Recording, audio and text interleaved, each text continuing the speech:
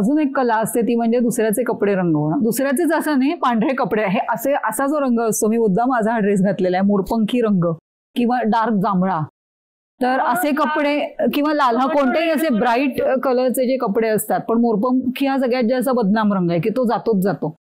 तर असा जो हे आहे तो अगदी कुठल्याही याचा असला किंवा तुम्ही काही जरी किती काळजी घेतली तरी पण जेव्हा तुम्ही हे मशीन किंवा इतर कपड्यांबरोबर जेव्हा धुवायला जातात तेव्हा याचा रंग जातो, दुसऱ्या एखाद्या पांढऱ्या स्पेशली कपड्याला लागतो किंवा इतरही याला लागत असेल लाईट शेड असलेल्याला, आणि हा जो गेलेला रंग असतो हा परमनंट जातो. दुसऱ्या कपड्यांनी जो घेतलेला असतो तोही तितकाच परमनंट राहतो, ते काहीही केल्या जात नाही. तर काय याच्या मागे किंवा डिटर्जंट असं त्याच्यासाठी मग काही त्याचा तिथे काही रोल असतो का हे सगळं हे करण्यामध्ये? म्हणजे मला वाटतं पुलंच्याच एका गोष्टीत त्यांनी उल्लेख केलेला आहे की जातो धो रंग एका रंगीत कपड्याचा आणि लागतो तो नेमक्या नवीन कोऱ्या पांढऱ्या कपड्याला, आणि तिथनं मात्र तो कधीच जात नाही. म्हणजे जर तो एवढा कच्चा आहे तर तिथे कसा एवढा पक्का होतो? तर ह्याचं उत्तर देण्यापासून आधी मला 1-2 गोष्टी थोड्याशा विज्ञानाच्या सांगायला आवडतील. सो पूर्वी जेव्हा रंगाची निर्मिती झाली त्या व्हेजिटेबल कलर्स म्हणतात, आणि आजही जे प्युअर सिल्क आहे त्याच्यात ते सगळे व्हेजिटेबल कलर्स लावतात, डाईंग म्हणतात त्याला. आणि ती डाईंग ही एक मोठी कला आहे, कारण ते जर नुसतं रंगात तुम्ही बुडवलं तर ते कच्चच राहतं, एकाचं दुसऱ्याला जातं, आणि त्यामुळे त्याला अशा प्रकारे पुढे ट्रीट करायला पाहिजे की ते त्या कपड्यातनं निघणार नाही आणि दुसऱ्या कपड्याला लागणार नाही. तर याच्यातली 2-3 माझी ऑब्झर्वेशन मला अगदी सांगायचं मोह झालं. आपण सगळ्या स्त्रिया आहोत, अजूनही फंक्शनला तुम्ही साड्या नेसता, तर कधीतरी तुमच्या लक्षात येतं की ह्या सिल्कची जी मरून ब्लाऊज आहे ना ह्या साडीचं, ते मला नवीन मिळालेल्या साडीला बरोबर मॅच होतंय. ह्याचं कारण व्हेजिटेबल कलर्स मध्ये फार शेड्स नसतात. सो टिपिकल मरून सिल्क हे नेहमी त्याच मरून रंगाचं असतं, मोरपिशी हे त्याच असतं, रामा कलर त्याच असतं, जांभळाचे 6-7च कलर्स असतात, आणि हे व्हेजिटेबल कलर्स हे नेहमी साधारण कच्चे असतात. आणि म्हणून आपण जे प्युअर सिल्क आहे घरी धुवायला गेलं तर धो त्याचा रंग जातोच जातो, नुसता पाण्यात घातला तरी. कधी कधी अंगात घालून सुद्धा बॉडी रंग त्वचेला रंग लागतो. आणि मोरपिशी तर खासच कच्चा म्हणून म्हणजे खूप प्रसिद्ध आहे, कारण ते खरीच गोष्ट आहे. आता तो लागतो ना, ते मात्र साध्या सुताला लागतो नेहमी, तो कधी पॉलिएस्टरला लागणार नाही. 100% सिंथेटिक कापड त्याच्याबरोबर घातलं तर तो त्याला चिकटणार नाही. पण ज्याच्यात थोडं जरी कॉटन असेल तर, किंवा जर पूर्ण सुती असेल तर तो धाड त्याला म्हणजे नीळ घालून रंगवल्यासारखं रंगवूनच टाकेल तो तुमच्या पांढऱ्या कपड्याला. आणि मग जे काय त्याचं कोव्हॅलंट बॉन्डिंग होतं ना ते जन्मात जात नाही. म्हणजे पहिल्यांदा तो आपलं पहिलं घर सोडायला इतका उत्सुक असतो, आणि दुसऱ्या घरात बायको सोडून मैत्रिणीच्या घरी तो भाडे करून निघत नाही. त्याच्या मागे केमिस्ट्री गंमत पण. तर त्यामुळे रंगीत कपडे तुम्ही वेगळे धुतले पाहिजेत, हार्श नाही धुतले पाहिजेत. त्याला शक्यतो साबण पण अगदी कमी घाला, ड्रायक्लिनिंग करावे बेस्ट. हा ते परवडलं तर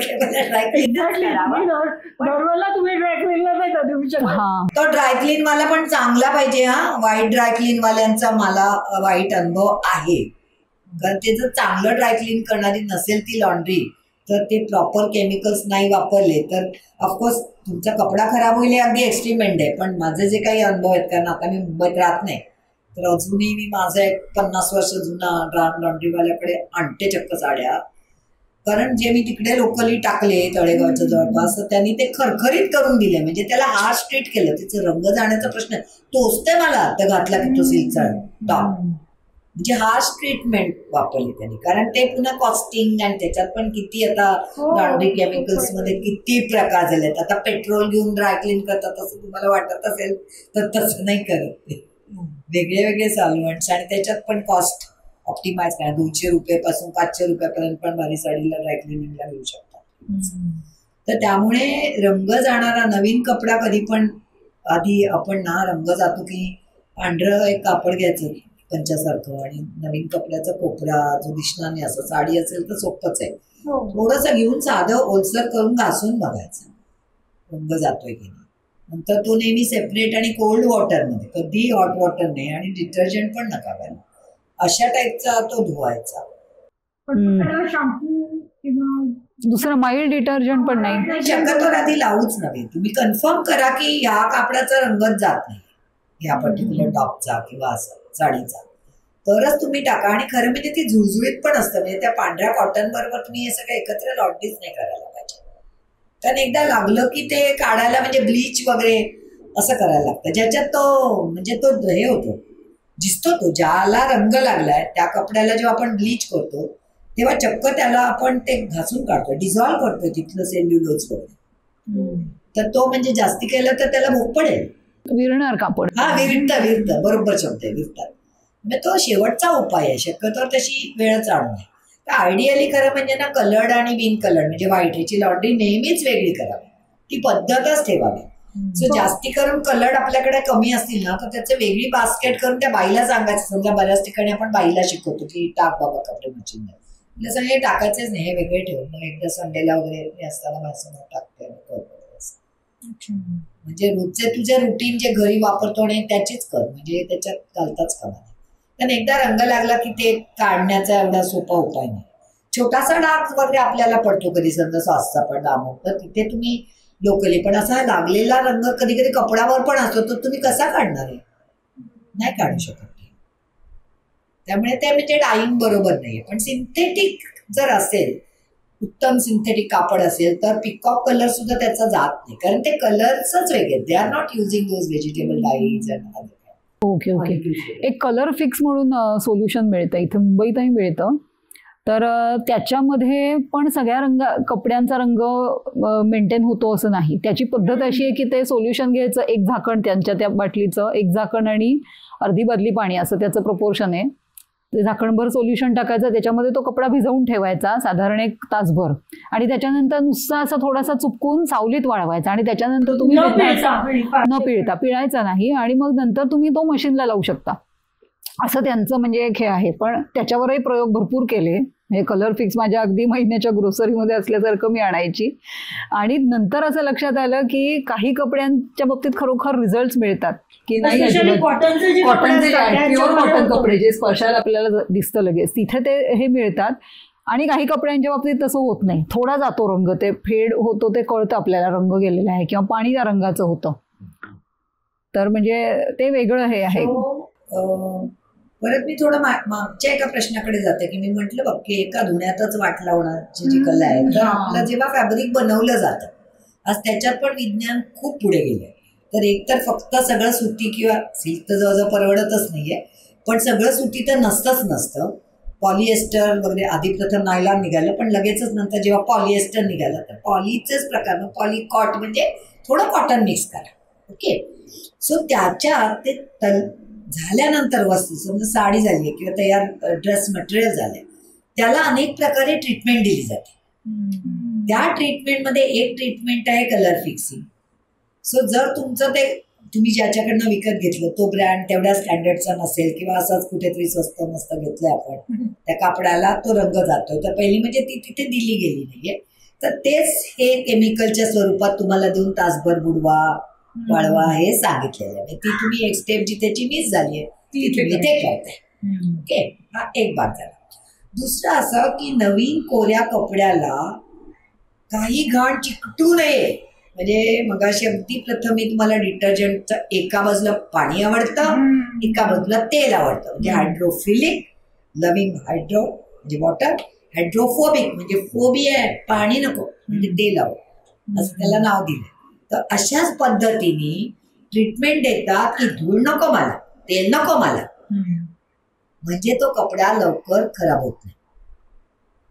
आणि जेव्हा आपण खूप कौतुकाने जास्ती डिटर्जंट घालून तो पहिल्यांदाच खूप ओव्हर धुतो, तर ते पहिला हा त्याचा गुणधर्म निघून जातो आणि तो खराब व्हायला लागतो. तुमच्या लक्षात आलं असेल की कोरी साडी मी दुसऱ्यांदा घातली तरी ती मळलीच नाही तुम्ही म्हणता, कारण त्यांनी घाण पकडलीच नाहीये. पण एकदा मी ती धुतली की एकदा घातल्याबरोबर ती धुवायला लागते, कारण ती मग तिला मळण्याची प्रोसेस सुरू होते. तर तसे अनेक प्रकारच्या ट्रीटमेंट्स आहेत जे आपण अधिकाधिक तो कपडा चांगला राहावा, नवा राहावा, कारण रंग जाणं आणि रंग उडणं हे दोन वेगळ्या गोष्टी आहेत बरं का. बरोबर. आणि त्यामुळे डिटर्जंट जास्ती घातला आणि त्याच्याकडे खूप चांगले स्ट्रॉंग त्याचे एन्झाईम्स आहेत, आणि कल्पना करा की ती पर्टिक्युलर शेड अशी आहे की त्याला प्रोटीएज एन्झाईम काम करते त्याच्यात, तो उडवून टाकेल ना तो. मग तो जाणार नाही, जातो तेव्हा तो त्या पाण्यात येतो आणि मग दुसरं जर सुती काही असेल तर ते पकडून घेतं, कारण सुताला आवडतं हे सगळं रंग, ते मागून घेतं आणि मग ते जाम सोडत नाही, कायमचा लागतो तो. पण जर सुती नसेल तर ज्याचा आता एखाद्या कपड्यात धुतल्यावर फेड झाला तर त्याच्या पाण्यात तुम्हाला तो रंग दिसत नाही, तो दुसऱ्या कपड्यांवर नाही, तो रंग रिॲक्ट झाला, तो गेला, उभरंग आता तो रंग नाही, उभरंग म्हणतात तसं. तो आता रंग नाही, त्याचा मॉलिक्यूल बदलले, आता ते रंगीत दिसणारच नाही, तो गेला, इट हॅज गॉन. केमिस्ट्रीचे पाण्यात नाही आलेला पण कपड्यात न उडला का, कारण माझं डिटर्जंटला अशी एक स्वच्छ करायची चांगली पॉवर आहे, त्याच्यात सगळे जे मी घातले एन्झाईम, प्रोटीएस घातलाय, लायपेज घातलाय, अमिलेज सुद्धा घातलाय आणि अजून सेल्युलोज पण घातलाय, निघून दे स्वच्छ, निघून दे, रंग पण काढून टाकला कारण मी खूप घातला आणि खूप वेळ ठेवला. पण कपड्यात मला रंग दिसणार नाही, त्यांनी तो ब्रेक केला केमिकली, लक्षात घ्या, त्याचा दुसऱ्यालाही लागणार नाहीये, कारण तो रंग घेणं जाणं म्हणून जी प्रोसेस आहे तीही नाहीये. उन्हात ठेवल्यास रंगीत कपडे उन्हात वाळत घाल, काय होतं त्यातल्या युव्ही मुळे ते डिग्रेड होतात, समथिंग लाईक दॅट. आणि म्हणून ते कपडे असे नाजूकपणे, म्हणजे खरं म्हणजे मला तर असं वाटतं जसं आपण मुलाला करतो तसंच माझ्या झाडांना मी करते, तसंच मी माझ्या फूडला करते, कुकिंगला, तसंच मी माझ्या कपड्यांना फर करते. रिस्पेक्ट आणि काळजीपूर्वक करा, गोंजारून. हा, they will give you best result, they will serve you life time. गाडीचं पण आहे ना, वेळोवेळी तुम्ही सर्व्हिसिंग करा, इट विल कधीच तुम्हाला अचानक टू व्हीलर असू दे, फोर व्हीलर असू दे, अडचणीत आणणार नाही. पण यू हॅव टू रिस्पेक्ट, म्हणजे त्याचे जे योग्य आहे ऑप्टिमम, तर ते तुम्हाला नेहमी काळजी करतं. इव्हन लोक साधं चांगला भारी कपडा तुम्ही चुरगळून लॉन्ड्रीत टाकला धुवायला आणि तो 5-6 दिवसांनी धुतला तरी तो त्या चुरगळण्याने खराब होतो. होणार आहे, कारण तुम्ही त्या लेव्हलला जाऊन इमॅजिन करा ना, ते इतके सुंदर धागे बनवलेत, विणकाम केलंय, मशीनवर रंग दिलाय, तुम्ही असं करून ठेवलंय, काय हे खरंय, तुम्ही ते किती हाताने करत, because it has physically damage. म्हणजे चांगल्या साड्या तर तुम्ही आयत्या वेळेला धुवायला घेतल्या पाहिजेत, वेगळ्या ठिकाण ठेवून, त्या अशा तिथे डंप करून मग त्याच्यावर दुसरे कपडे टाकले, आंघोळ करून आणला, एक टॉवेल टाकला, ते भरलं, ती बाई आली, हे असं दाबली लॉन्ड्री बॅग, कारण कपडेच मावत नाही. त्याच्या खाली तुम्ही एक छान सिंथेटिक साडी आहे, रंग जात नाही, सगळं ठीक आहे, फर्स्ट टाइम धुवायला टाकले, ती धुतल्यानंतर पहिल्यासारखी सुळसुळीत नवी दिसेल अशी तिच्याकडनं अपेक्षा करू नका. You have not treated her like that. पोतेऱ्याची ट्रीटमेंट दिली, पोतेऱ्याचे रिझल्ट सिंपल आहे, law of karma followed by the textile also. Action reaction. तुम्ही जे आता म्हणालात ना की लॉन्ड्री वेगळी पाहिजे, काय म्हणतो आपण त्याला, लाईट कलर जे असतात ते वेगळे पाहिजेत आणि हे वेगळे पाहिजे, पण कित्येक घरांमध्ये असं म्हणजे जाणवतं की तेवढे कपडेच निघत नाहीत आणि रोज तर लागतात. मग अशा वेळेला सॅग्रिगेशन, म्हणजे घरात माणसं कमी आहेत किंवा ती असं फार बाहेर, म्हणजे रिटायर्ड माणसं एस्पेशली ज्या घरांमध्ये सिनियर सिटीजन आहेत, 2 जण राहतात, मुलं वगैरे नाहीयेत कोणी, त्यामुळे तेवढे कपडे मग आयडियली मध्ये त्यांनी मशीनच लावू नये का रोज की काय, म्हणजे मग ते आता प्रत्येकाने आपले सोल्युशन्स आपण काढायचे. पण मी मात्र काय बाबत मग अमेरिकेच्या काही गोष्टी मी पाहते. आता तुम्ही म्हणाल तिथली हवा वेगळी आहे, तिथे साधारण 1 आठवड्याने 10 दिवसांनीच लॉन्ड्री करायची पद्धत आहे, कारण मशीन्स पण खूप मोठी असतात. म्हणजे ह्या मल्टिपल सेट्स, जसं आता पूर्वीच्या काळी जसे माझे पण आई वडील मुंबईत अमेरिकेत जायचे, माझा भाऊ तिथे आहे, तर 7 सेट्स घेऊन जायचे, पायजमा 7 परकर येते अशा टाईपचा. म्हणजे थोडंसं जेव्हा तुम्ही एक्स्ट्रा घेता, जर तुम्ही कॉस्टिंग काढलं, it doesn't cost more because it will last you for 5 years 3 years.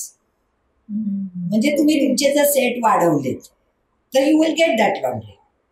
So तुमचे जे सायकोलॉजिकल आहे की मी आज घातलेलं उद्या धुतलं पाहिजे आणि ते तारेवर पाहिजे आणि परवा मी तेच घालणार आहे, हे जर तुम्ही काढून टाकलं मनातलं, it doesn't cost you more, कारण it will last you longer. कारण माझं स्वतःच आहे की मी गावभर फिरत असते कामासाठी याच्यासाठी, आणि माझ्या बाईला 1 नूर आदमी 10 नूर कपडा ही म्हण माझ्यासारख्या व्यक्तींमधूनच काढली असेल. साडी तर आपली 6 वार असतेच, पण इन जनरल सुद्धा एक म्हणजे मला सगळं मॅचिंग लागतं. तर मला एकदा आईने विचारलं तर कोण बघतं, मी बघते.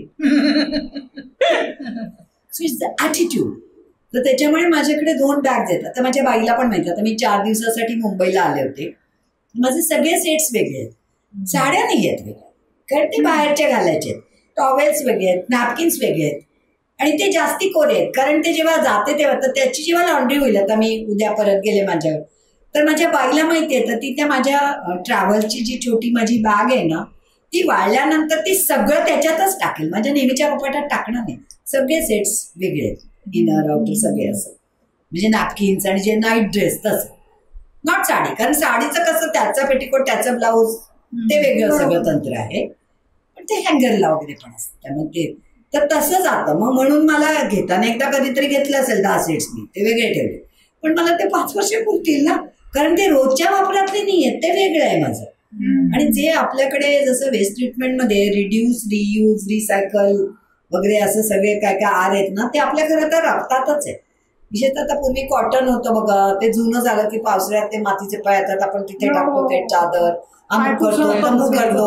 तर म्हणजे कधी कधी माझी बाई पण म्हणते 3 दिवसात जेव्हा मी लॉन्ड्री करते तर कोणाला वाटेल घरामध्ये 5-6 बायका तरी राहत आहेत होते, कारण माझे योगाचे कपडे वेगळे आहेत, गार्डनमध्ये काम करताना वेगळे आहेत, संध्याकाळी फिरायला जाते वेगळे आहेत, दिवसा इथे वेगळे आहेत, बाहेर जाताना वेगळे आहेत, पण रोज सगळं धुतलं पाहिजे असं माझा 8 तास नाहीये. तर त्याच्यामुळे ती जेव्हा लॉन्ड्री करायची असते बरं, तर ती मीच करते, कारण मला हाऊस आहे कपड्याची आणि मला आता वेळ पण आहे. तर मग मी माझं सगळे नाईट ड्रेस एकदम 6 नाईट ड्रेस पडले, त्यांना वाटेल कुठे 6 बायका राहतात पडता इथे, म्हणजे मग ते एका पद्धतीचं एका ह्याच्यात मला ते टाकता येतं ना. आणि मग ते झालं की तिला माहितीये थोडक्यात जास्त सेट्स पण हे प्रत्येकाने हीच पद्धत नाही, पण तुमच्यासाठी तुम्ही सोल्युशन, जेव्हा तुम्ही असं म्हणता की याच्यावर उपायच मी करू शकत नाही आणि हाती कपडे धुवा, तर नाही, उपाय आहे. फक्त मला जो आवडला, मला जो रुचला आणि मला जो सोयीचा वाटला तोच तुम्हाला आवडला असेल असं नाही, पण तुमचा जो एक माइंडसेट आहे की हे मी आज धुणार, उद्या वाळत घालणार, परवा मी तेच घालणार, हा सोडा ना तुम्ही. हा जर तुम्ही सोडला, it doesn't cost you more money, trust me. In fact ते जास्ती ताजेतवाने दिसतील, छान दिसतील. आणि 2 सेट्स तुम्ही इव्हन जर समजा वृद्ध वगैरे लोक असतील तर नेहमीच त्यांचं 1-2 फार छान कोऱ्यातले आणि 4 वापरातले असं 6 तुम्ही ठेवायला पाहिजे, कारण कोणी येणारे काय ते जेव्हा जास्ती प्रेझेंटेबल आपल्याला हवेत आणि त्यांना पायजमा सोडून दुसरं तर आवडत नाहीये, कम्फर्टेबल वाटत नाहीये त्यांना, टोचतंय, जड वाटतंय, अशा पद्धतीने आपण त्यांना जर हे केलं आणि मग त्याला नंतर खाली आणायचं ना, तो 5 वेळा धुतला गेला की तो सॉफ्ट पण होतो. बघा लहान मुलाला पण बघा पूर्वी वापरलेला कपडा वापरायचे, तर ते जे मगाशी मी एक सांगितलं की घाण होत नाही कोरा कपडा. सो तुम्ही बाहेर फिरता तेव्हा कोरा छान आहे, पण घरात असता तेव्हा तुम्हाला कम्फर्ट लेवल हवी आहे, तुम्हाला अब्सॉर्ब करणारा कपडा हवाय. किंवा असं कितीतरी रिसर्च चाललेला आहे की सिंथेटिकला मी कॉटनचे गुणधर्म देऊ शकेन का, जो कम्फर्ट आता हे जे मी आज कॉटन घातलंय त्यांनी मला आहे, ते जर मी सिंथेटिक साडी नेसून आले असते तर तेवढा मला कम्फर्ट राहिला नसला या आजच्या उकड्यामध्ये 35-40 डिग्रीज टेम्परेचरला, पण मला सिंथेटिकला हे गुणधर्म देता येतील का. तर तसे माझे जे 2 कोरे कपडे आहेत, 4 मंथ्सनी मी त्याला खाली आणणार आहे, म्हणजे डेलीला आणणार आहे, आणि 2 नवीन तिथे रिसायकल करणार आहे, एकदम लास्ट 2 आहे तुमच्याकडे कोणाला. हे तुम्ही तुमच्यासाठी, हे तुमच्या घरातल्या लोकांनी हे करायला पाहिजे, त्यांना नाही सुचणार आहे. तर always they will be having. आणि let me tell you frankly की तुम्ही जुनाट काहीतरी घालून बसा, तुम्हाला जास्ती आजारी आणि म्हातारं वाटतं. म्हणजे मला खूप जण विचारतात तू कुठे बाहेर चालली का, सुरुवातीला तुझा वाढदिवस आहे का, म्हटलं रोजच एका दिवसाने वाढतो बाबा मी. कारण काय मला टीचर पण विचारायचं, म्हणजे चांगली ओळख होती माझं, काय तुम्ही आज काय लग्नाला जाणार आहे का. नाही, मला तर नेहमी कॅमेरा रेडी राहायला आवडतं. अगेन सेम क्वेश्चन तुम्हाला आईने विचार, कोण बघतं, मी बघते. तर you should be very fresh, your cloth should be fresh. Fresh doesn't mean new, keep your cloth new. Don't be harsh with them. They will give you long-term service. आणि थोडे जास्त sets असतील, जसं साड्यात आपल्याकडे खूप असतात, ड्रेस खूप असतात, पण ते नाईट ड्रेस काय एक दिवस आड घालून मग ते नेहमी जुने ड्रेस, कारण 4-5दा धुतल्यामुळे कायम 300 दिवस तुम्ही 10 वेळा धुतलेला घालता. पण जर माझ्याकडे 10 असतील तर, आणि जे 2 मी माझ्या बाहेरच्या ह्याच्यात ठेवले, मी कोणाच्याही घरी जेव्हा जाते कोरे नाही पण नव्यातलेच असणार आहे. येस येस येस, बरोबर. दीज आर सिम्पल टेक्निक्स, कारण मला फ्रिक्वेंटली जायला लागतं, ज्याला नेहमी जायला लागत नसेल तो ती व्यक्ती नाही ठेवणार. पण आजकाल आपण जातोच ना काही ना काहीतरी करणार, 2-3 दिवसाची ट्रिप बहुतेकांची असते. सो लिटल बिट प्लॅनिंग आणि लिटल बिट त्या कपड्याची काळजी घ्या की बाबा त्याला जर बोलता येत असतं कपड्याला तर त्यांनी काय अपेक्षा व्यक्त केली असती. शिव्या घातल्या असत्या आधी. म्हणजे केला तर तो आपल्याला रिझल्ट येतो, आपल्याला रिझल्ट माझी येतो. अशी सगळ्यांमध्ये मूठ का बांधली. आणि त्याच्यात आणखीन एक पण आता गंमत म्हणून मला आठवलं की कधीतरी काहीतरी झालं की माझ्या बाईला म्हणतो की बाई ही साडी तुम्ही, म्हणजे मॅडम ही साडी तुम्ही खूप छान दिसते, कधीचे? 15 वर्षापूर्वी. ते ब्लाऊज पण तुम्हाला आता होते. So that is the challenge हेल्थसाठी. विशेषतः साड्या किंवा ड्रेस ज्याला फिटिंग आहे, तर तुम्ही ते चांगलं टिकवलं तर तुम्हाला तुमची बॉडी टिकवायची आहे. ते अंगात तुम्ही त्याच्या आत गेला पाहिजे. ते एक परत मोटिवेशन महत्वाचं, परत एक दुसरं मोटिवेशन. आणि म्हणून मला आता सुचलं म्हणून सांगितलं. येस. एक अजून असं आहे की कम्फर्ट आपल्याकडे आजकाल येतं, फॅब्रिक कंडिशनर, ज्यांनी खूप छान वास येतो. म्हणजे ते कपडे नुसते असे दिसायला छान दिसतात पेक्षाही तुम्हाला घालताना पण एक असं प्लेझंट त्याचा स्मेल असतो, नंतरही जो टिकून राहतो. आणि इथल्या हवेला एस्पेशली जिथे आर्द्रता जास्त, ह्युमिड खूप आहे क्लायमेट, तिथे आम्हाला त्याचं म्हणजे चांगलं वाटतं ते वापरलं. फक्त फरक असा आहे की जसं जसं बाकीच्या याचे साईड इफेक्ट्स असतात तसं ह्याचे काही साईड इफेक्ट्स आहेत का? नाही, मी स्वतः रेग्युलर वापरते जेव्हापासून मिळायला लागले. आता मी दुसरा ब्रँड वापरते. लॉकडाऊन मध्ये मी तो घेतला आणि त्याची आता जाहिरात सुरू झालेली, काळी बाटली असते. सो तो वास खूप छान वाटतं. पण हे 2-3 वास आहेत. बेसिकली एकतर मुंबईसारख्या ठिकाणी कपडा जेव्हा नीट वाळत नाही तर त्याला एक दमटपणा येतो. दमटपणा येतो याचा अर्थ एक प्रकारे जंतू पण वाढले, हे लक्षात ठेवा. सो हे कम्फर्टनी कपडा जास्ती छान वाटतो, सुवासिक वाटतो. आणि जे कॉटन किंवा ज्याला टर्किश टॉवेलचं जे रूप आहे, तर त्याच्यात स्पेशल डिझाईन आहे की थोडेसे सेल्युलर एन्झाईम्समुळे ते गुंतलेलं असतं ना. आता केस कसं आपण काही असं केसाला सुद्धा गुंतू नये किंवा असे मिळतात ना केमिकल सॉफ्टनेस, म्हणजे टँगलिंग कमी व्हावं, तर तसं त्याच्यात टँगलिंग पण कमी होतं त्यामुळे बघा. आणि विशेषतः जेव्हा नॅपकिन आणि तुम्ही जर जास्ती सोप आणि डिटर्जंट घातलं असेल, कडक लागतो. तोंड पुसायला लागलं तर ओरखड येतील ना जो स्किनला. असं जाणवतं. ते तुमची जी चूक आहे जास्ती डिटर्जंट घातलेली, तर कम्फर्ट ते करेक्ट करतं. कारण तुम्ही परत पाण्यात घातलं, 15 मिनिटं बुडवून ठेवलं तर तो एक्स्ट्रा निघून गेलो आणि रिप्लेस झालं ना. तर मी स्वतः ते वापरते, मला ते खूप आवडतं. पण आता सगळ्या ऑटोमॅटिक मशीनमध्ये सोय आहे का शेवटच्या सायकलला ते टाकण्यासाठी, का ते तुम्हाला वेगळं आधीच घालून देतो आम्ही, म्हणजे परत ते चुकतंय का काही? नाही, असं कसं चालेल? असंच आहे. बरं झालं हे. नाही. 1-2 हे असतात. नाही, आणि ऍक्च्युअली वॉशिंग मशीनला ज्यांनी आम्हाला डेमो दिला, म्हणजे त्या कंपनीचा माणूस, त्याला 3 कप्पे आहेत वरती. ज्याला कप्पे आहेत, ज्याला कप्पे आहेत तिथे तू करतेस ते परफेक्ट आहे. पण सगळ्या मशीनला त्या सायकल्स नाहीयेत. हो, पण 3 कप्पे बाय डिफॉल्ट येतात आजकाल. खूप याच्यामध्ये येतात. जेव्हा ते असेल तर काही चुकणार नाही. कारण काय होणार आहे, तिथे जे ऑटोमॅटिक सोलेनॉइड वॉलनी तुमचा जो प्रोग्राम आहे की आता पहिलं तुम्ही टाकलं साबण, टाक पहिलं पाणी आलायला सुरुवात झाली, जास्ती आलं, 5 मिनिटं थांबलं, मग अजून पाणी आलं, काय ते करतं, त्याला समजतं, इंटेलिजन्स आहे. त्याच्यानंतर त्यांनी वॉश केलं त्याचा, तर तो 3rd सायकललाच तो ते होतणार आहे. पण निदान माझं जे ऑटोमॅटिक ऑफकोर्स ते निदान 10 वर्षापूर्वी जुनं आहे, फ्रंट लोडिंग असलं, त्याला मल्टिपल कप्पे नाहीत, एकच डिटर्जंट आहे. पण माझ्याकडे दुसरं पण आहे ना सेमी ऑटोमॅटिक वगैरे, तर त्यामुळे हे कम्फर्टचे वगैरे लाड मला ते त्याच्यात वेगळ्याच्यात. त्यामुळे ज्याला असे सेक्शन्स आहेत तिथे तुमचं ते काहीही चूक नाहीये. पण समजा अशी कल्पना करूया की मी ते मशीन उघडलं, कपडे घातले, ते साबण होतलं, कम्फर्ट होतलं, हे होतलं, ते होतलं, बंद केलं, तर चालणार. ओके.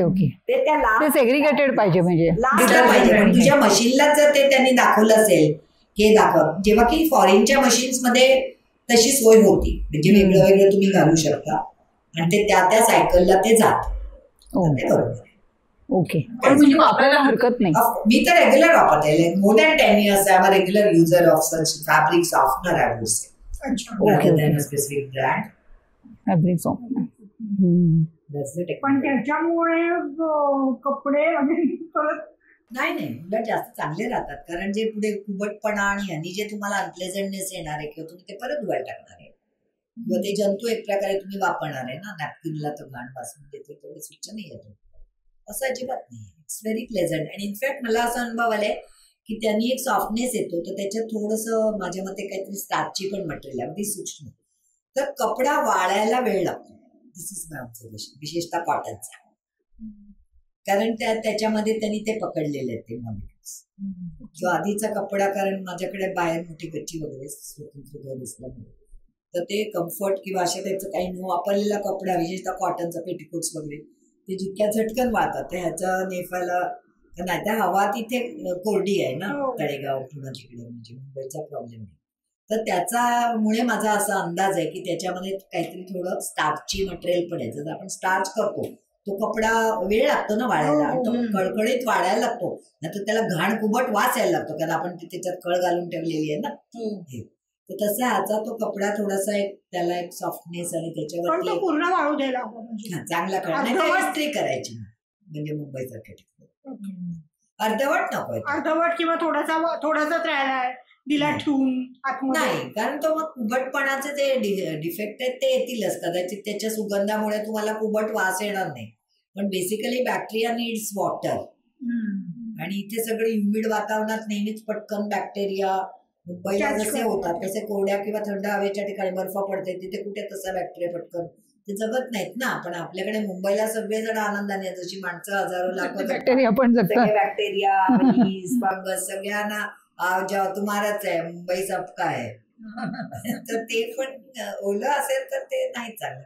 छोटीशी इस्त्री फिरवायची, नाही तर काही वेळा आपण असे घरात सुद्धा थोडा वेळ टाकले ना अडकले जातात, पंखा बिंखा चालूच असतो ना. म्हणजे अगदी पॅक करून तुम्ही बंद कपाटात ठेवू नका. जस्ट तुम्ही खुर्चीवर सुद्धा ते स्टॅक करून ठेवले तासभर तुमचं काम होईपर्यंत. बऱ्याच वेळा म्हणजे अनेक जणांचा अनुभव आहे, म्हणणं आहे की शर्टाची कॉलर हा जो प्रकार असतो, जो आपल्याला ब्रशने घासून त्या दुपटण्याने हे करून वगैरे साफ करावा लागतो, तो जर डायरेक्ट असा टाकला ब्रश न घासता वगैरे तर ती कॉलर निघत नाही. तर ती कॉलर ब्रश न घासता जर का निघायची असेल तेही मशीनमध्ये टाकून तर काय? सो याच्यासाठी एक एक्स्ट्रा स्टेप करायलाच लागेल त्या कॉलरसाठी. तुम्हाला डायरेक्ट टाकून नाही होणार. पण आपण काय आयडिया करू शकतो की लिक्विड डिटर्जंट पण सुंदर मिळतात आणि चांगले स्ट्रॉंग असतात. ओके, तर आपण फक्त समजा 4 शर्ट आहेत असे पर्टिक्युलरली, तर तुम्ही ते फक्त शर्टाची कॉलर वेट करा.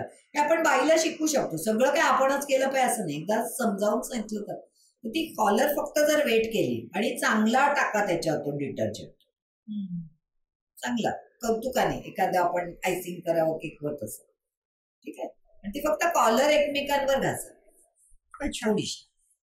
आता आपण खूप एक्सेस सामान टाकलंय ना, त्याच्यात एक्सेस डिटर्जंट टाकलं, so it will act fast. ओलं करून घेतलं हे तुम्ही त्या 4ही शर्टांसाठी करा. आणि आता तुमच्या लॉन्ड्रीमध्ये टाकताना लक्षात ठेवा की मी 2 चमचे ऑलरेडी टाकलेला आहे भरपूर, त्यामुळे कमी टाका. पण आपोआपच त्याची जेव्हा ऍक्शन होईल ना ती सिलेक्टिव्हली तिथेच आधी होईल, कारण तो फिजिकली तिथेच बसलेत ना ते. तर you will get very good result. पण ते कोली करायला पाहिजे. जस्ट त्याच्यावर असं टाका, ते पेस्ट टाकतो तशी, आणि असं एकदा दोनदा करायला सांगा. काय ब्रश बीस असं काही नाही. म्हणजे आपण त्याला एक्स्ट्रा डिटर्जंटचं एक लेप देऊन घेतलंय. तिथल्या तिथे तो क्लीन झालेला नाही. पण क्लिनिंग करताना आपण सिलेक्टिव्हली त्याला एक्स्ट्रा आणि पहिला डिटर्जंट दिला, कळलं का? That will work. इव्हन हँडकपसाठी जर फुल स्लीव्ह, म्हणजे इव्हन शर्टावर सुद्धा मळण्याच्या जागा स्पेसिफिक असतात. जरी आपल्याला घाम सगळीकडे येतो तरी कॉलर सगळ्यात जास्त, कॉलर आहे तिथे चिकटलेलं असतं आणि बाहेरला एक्सपोजर आहे म्हणून ते तिथली माती त्याला जास्त येते चेहऱ्यावरची वगैरे. आणि हाताचे मला आठवते की माझा छोट्या भावाला, मला वाटतं का मुलाला सवय होती खूप दिवसभर उन्हात आणा क्रिकेट खेळायचं, 5-6 वर्षाचं असेल, अशी मान करून पुसायचं. बरोबर शर्ट का एवढंच काढायचं डावीकडचं, ते घाम पुसायचं. अगदी जाणवण्या एवढा फरक आहे. मग तो असा वेगळा तेवढा भाग धुवायला लावायचा. तरी पांढरा नव्हता सुदैवाने, असं काहीतरी पिंकिश कलरचा शर्ट होता. पांढरा असता तर काय करत होतं माझं.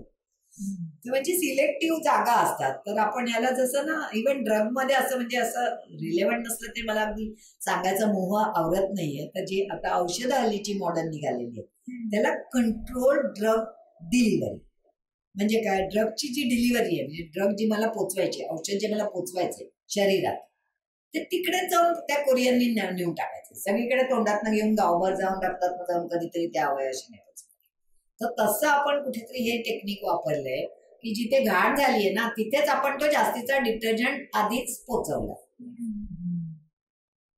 So you will get better clean there आणि ओव्हरऑल तुम्ही तो पुन्हा युटिलाइज पण केला कारण नाहीतर मग त्याला तर डिटर्जंटचाच वास येईल ना, कडक होईल ना. चमचाभर डिटर्जंट ज्याच्यात बादलीभर कपडे होणार एवढं जर तुम्ही तिथेच घालून ठेवलं चमचा तर ते सगळ्या बरोबर धुताना तो होईलच ना डिस्पर्स, पण थोडासा सिलेक्टिव्हली तो तिथे काम करेल आणि आय थिंक इट वर्क्स. आणखीन एक म्हणजे अजूनही जरी डिटर्जंट असतील ना तरी साबण पण असतात, रिन असतो. आपल्या नाही काहीतरी अंडर गार्मेंट्स वगैरे धुण्यासाठी तर आपण वापरतोच स्पेशली साबण. तिथे पण काय ते पावडर बिवडर वगैरे नाही फार गोळी वापरत.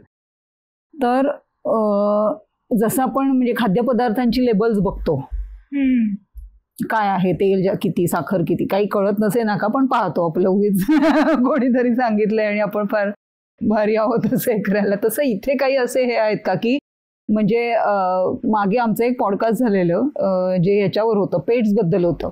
तिथे त्या मॅडमनी सांगितलं होतं की जास्त लादर ज्याला येतो तो वापरू नका पेटसाठी, शॅम्पू किंवा हे जे आहे ते. तसं हे जे साबण असतात याच्यामध्ये घेताना अशा काही टेस्ट आहेत का की कुठला चांगला वाईट, रिस्पेक्टिव्ह ऑफ द ब्रँड और कंपनी?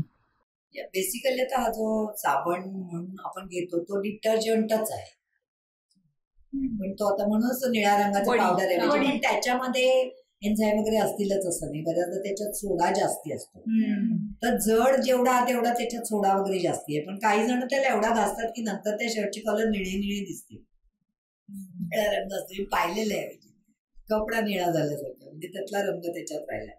तर हा प्रश्न खूप छान आहे, पण माझ्या माहितीप्रमाणे आता तरी कुठे असं रेग्युलेटरी काही नाहीये की कस्टमरला सांगावं की काय माझी कमिटमेंट आहे की याच्यात हे किती आहे ते किती आहे. कारण आता विशेष तू काही ब्रँड्स घेऊन काढलास तर अगदी प्रथम माझ्या तरुणपणी जी जाहिरात पाहिली होती की एक निरमा जेव्हा आलं मार्केटमध्ये त्यांनी त्या मोठ्या ब्रँडला एवढा झटका दिला, तर ते मग ललिताजीचं शहाणपण, आधा किलो 1 किलो म्हणजे जे बल्क डेन्सिटी हा जो कॉन्सेप्ट आहे की मी विकत घेते वस्तू वजनाने पण मी वापरते चमच्याने.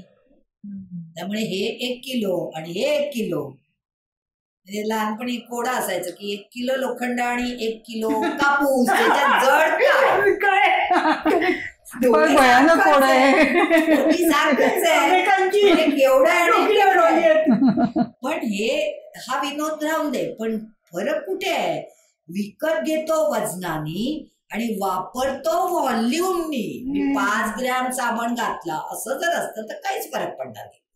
मी ते मोठे मोठे जे चमचे अजून मोठे होत चालले, एवढा होता तर एवढा. आता ते मी लिक्विड आणलं त्यातलं कप पण मला चहा पिता येईल त्यातलं. नाही तुम्ही पुण्यात आहात म्हणून कदाचित मुंबईतला कप नाही होणार. सॉरी पुणेकर. एडिटच होणार आहे. सो कमिंग बॅक की हा जो आपल्याला साबण स्वरूपात म्हणजे वडी स्वरूपात जो मिळतो तर सर्वसाधारणपणे त्याच्यामध्ये माझा असा अनुभव आहे की त्याच्यात सोडा तो जास्ती टफ केलेला आहे, कारण तो तुम्ही झुळझुळीत नाजूक कपड्याला वापरणार नाही असं अपेक्षा आहे. हाताने जे घासायची वेळ येणार आहे त्यांच्यासाठी तो केलेला. तर त्याच्यामुळे असं अमुक ब्रँड तमुक ब्रँड असं नाही, त्याच्यात सुद्धा अनेक किमती असतात. तर सर्वसाधारणपणे जो महाग असतो सर्वसाधारणपणे तो त्याचे दुष्परिणाम कमी असतात. म्हणजे हातावर, कारण हा साबण तुम्ही हाताने लावता ना, बाकीच्या ह्याला तुम्ही हात नाही लावत आहे. आता हाताने नाही आपण काही कपडे धुवत आहे, म्हणजे हँडवॉश जेव्हा करणार आहे आपण करू, बाई करेल, कोणी करेल, पण एक माणूस करणार, एक व्यक्ती करणार आहे. तर त्यामुळे त्याचं ते हातावरती जे परिणाम ना, म्हणजे धुण्याचा सोडा जर अति असेल तर ते हात खराब होतात. त्यामुळे त्याच्यात चांगला जो असतो त्यांनी ते हात वगैरे खराब होणार नाहीत.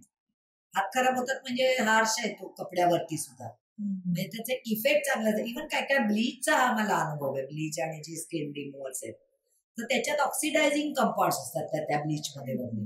तर ते जर त्यांनी सांगितलेलं असतं तसं तेवढंच टाकायला पाहिजे. जास्ती टाकलं तर तो कपडा फाटू पण शकतो.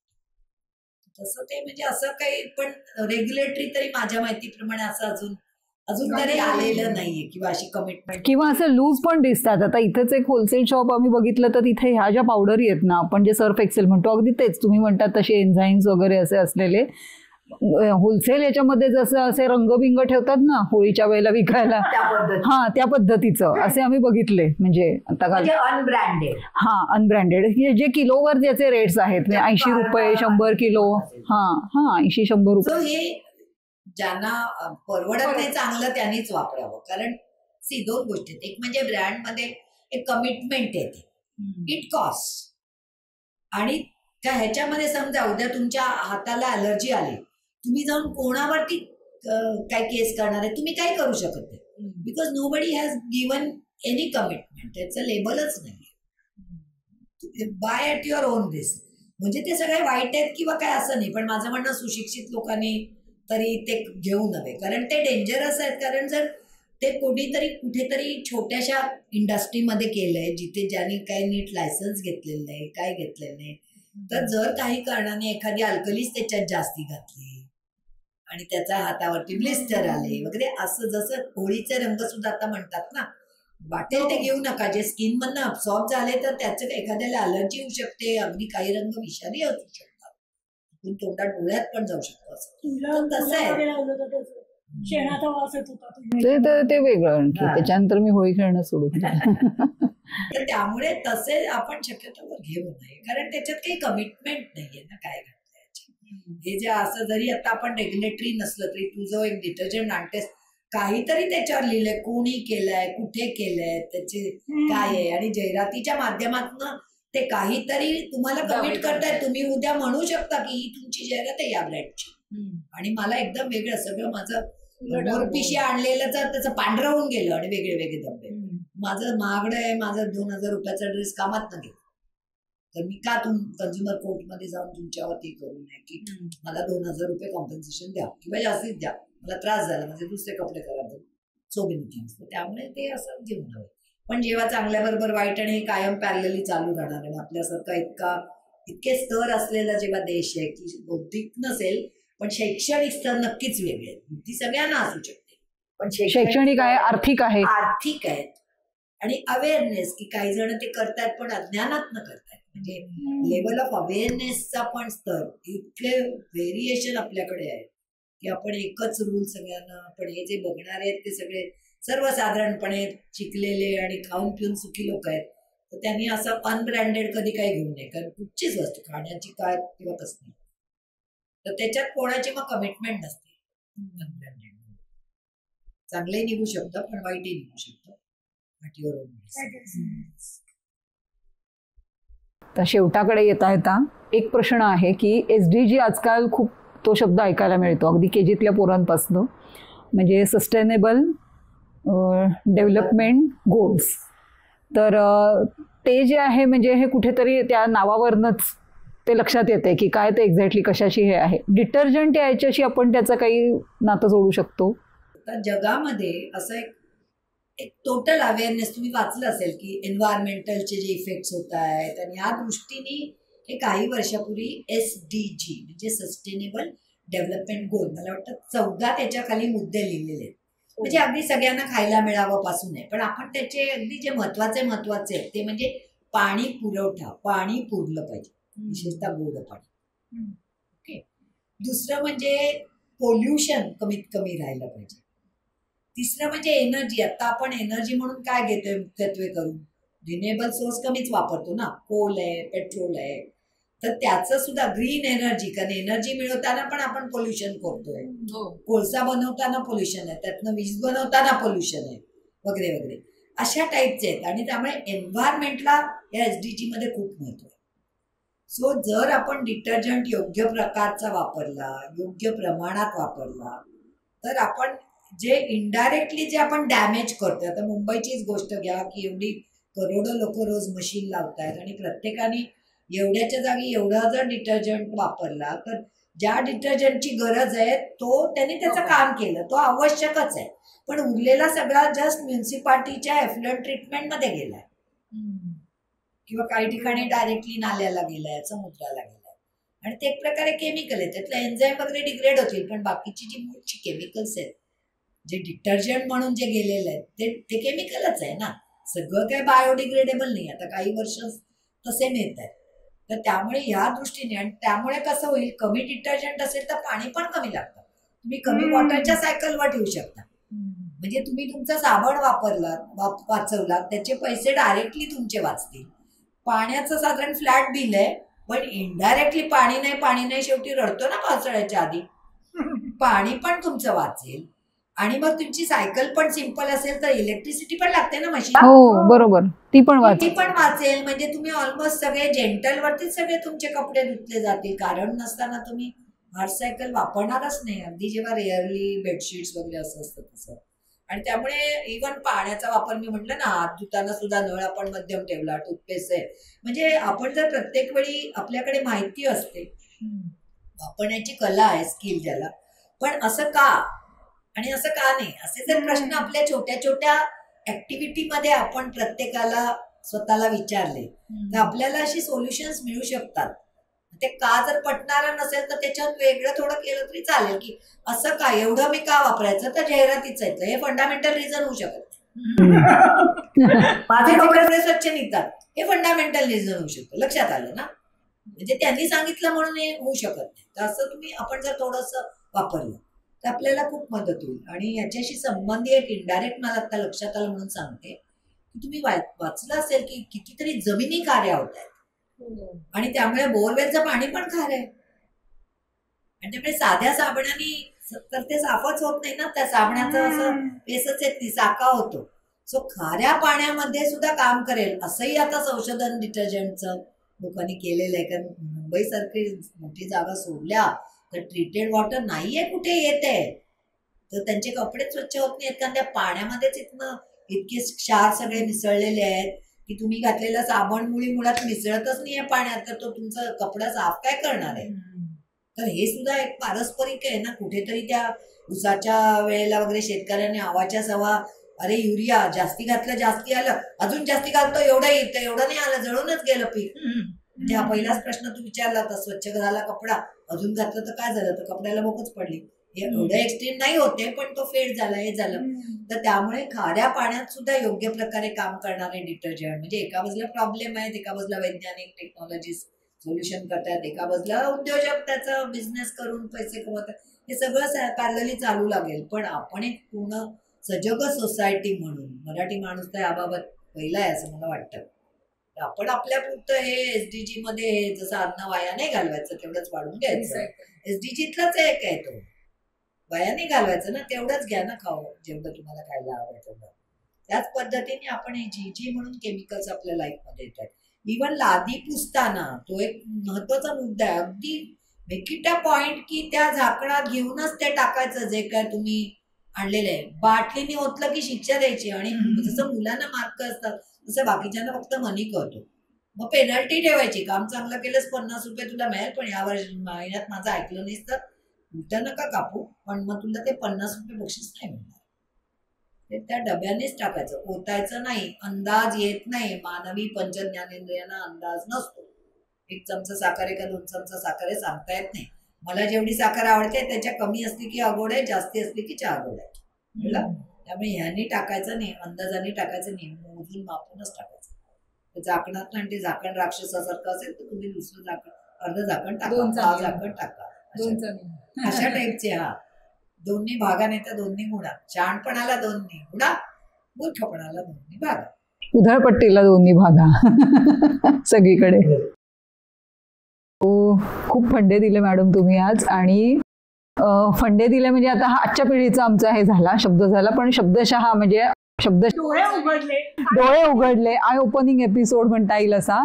आणि खरोखर म्हणजे हा एपिसोड घेतला जाईल या पॉडकास्टमध्ये हे कधी आम्हाला वाटलंही नव्हतं, आम्ही त्या दृष्टीने विचारही केला नव्हता. पण जेव्हा मॅडमचा हा स्पेसिफिक एरिया ऑफ इंटरेस्ट हे कळलं तेव्हापासून कुठेतरी एक ती बॅकग्राऊंड प्रोसेस सुरू झाली होती की मॅडमना इथे बोलवायचं, त्या विषयावर बोलतं करायचं आणि त्या विषयामधले आपले समज गैरसमज जे आहेत ते दूर करण्याचा प्रयत्न करायचा.